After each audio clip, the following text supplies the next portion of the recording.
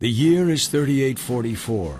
War rages across the galaxy as three factions, the United Earth Federation, Aeon Illuminate, and Cybran Nation, all vie for supremacy.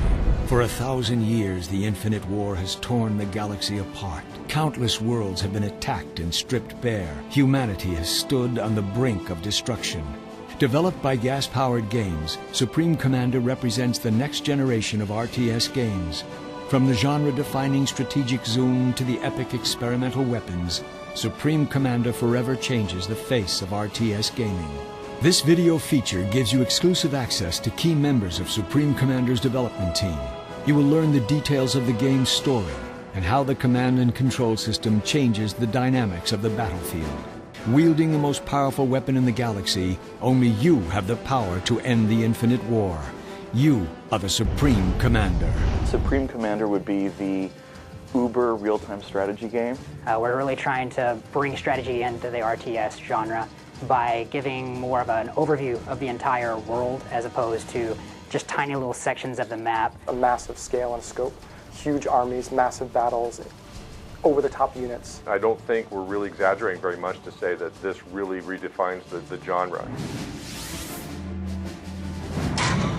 It's taking from Earth history and projecting it into the future. As we explore the galaxy and colonize space, factions emerge. Each faction has basically been in an impasse for a very long time. There are three different types of races or factions in Supreme Commander. They are the United Earth Federation, or UEF. Blue, rectangular, and chunky.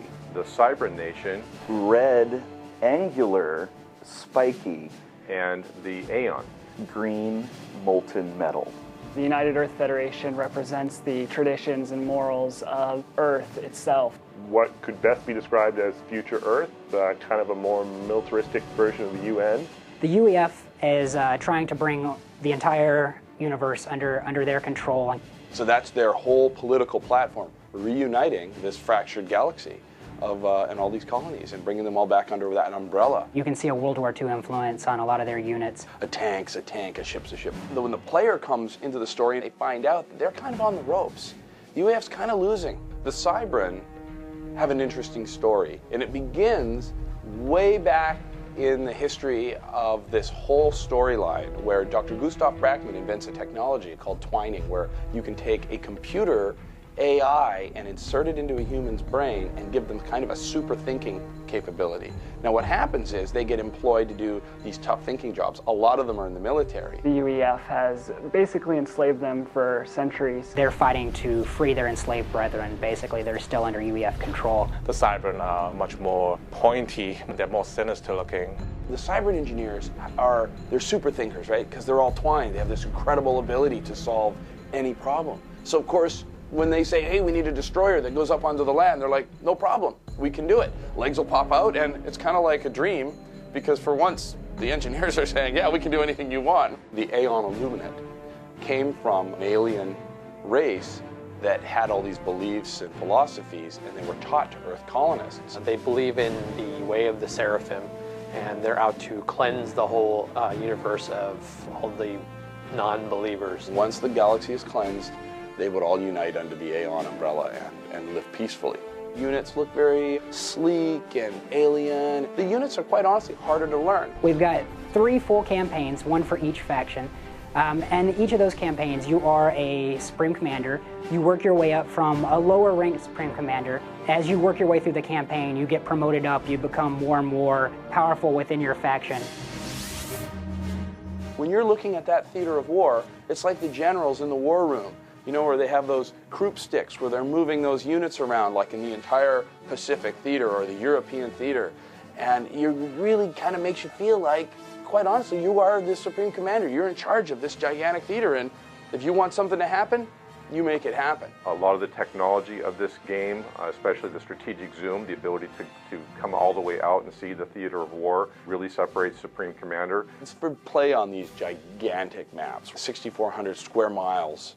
For the large maps. Supreme Commander is a real 3D simulation. You can be playing the game You pause the game and tilt the camera and you'll see everything in 3 dimensions just like you would expect in real life. There's no insta-hit, nothing like that. If a shot's fired, you actually see it travel through full 3D space. If something gets in its way, it's hit. If what you're aiming at moves, you'll miss what you were hitting, but it'll hit what was behind it. Command and control is just really something that's very different in Supreme Commander than any other type of RTS that you've ever played for. Real-time strategy players will be familiar with the ability to set waypoints. With Supreme Commander, you can actually change those waypoints. So if I don't like exactly how I routed a patrol or something like that, I can actually grab the waypoints and move them around within the game. To be able to control, 500 plus units at a time, we had to add these different control schemes that most other games never have to think of. You can say, okay, I got this guy on patrol and I got this guy attacking from this way with these big, beautiful lines and estimated times of arrival. And then you can say, oh wait, I need to have these guys join then. So you can set up a coordinated attack in which these 2 things will get there approximately the same way. We've gone through and made this as easy as possible for the user. And even though this is much bigger and much more than they've ever done before, they're going to be able to fall right into it and just know what's going on and pick it up out of the box and just start playing. Probably the single biggest thing that we're going to blow our fans away with is the ability to run Supreme Commander on 2 monitors. You've never seen this before. You've never actually been able to play a game on 2 monitors before. It changes the way you think about playing the game. And even if you have 1 monitor, you can still split the screen and have 2 completely different views of the game on that 1 screen. We've got a great multiplayer plan for it, up to 8 players, both LAN and online. We've got 25 plus multiplayer maps being shipped with the game. We have team play, which is my favorite mode of playing multiplayer. So you can ally with your friends. Very easy and fast for them to get online, and it is also very easy for them to play players of their own skill level. It's really the ultimate war game toy. There are no 2 games that are ever alike because there are so many different strategies supported by the hundreds of units that you can create of dozens of different types. There's a whole intelligence war which shows weapon ranges. You have to get intel on your opponents. The hardcore gamers are just going to love that aspect of it. You want to create an experience that's not just different mechanically, but it's different visually to look at and go, I've never seen anything like that before in my life. That's what I want people to say when they play Supreme Commander.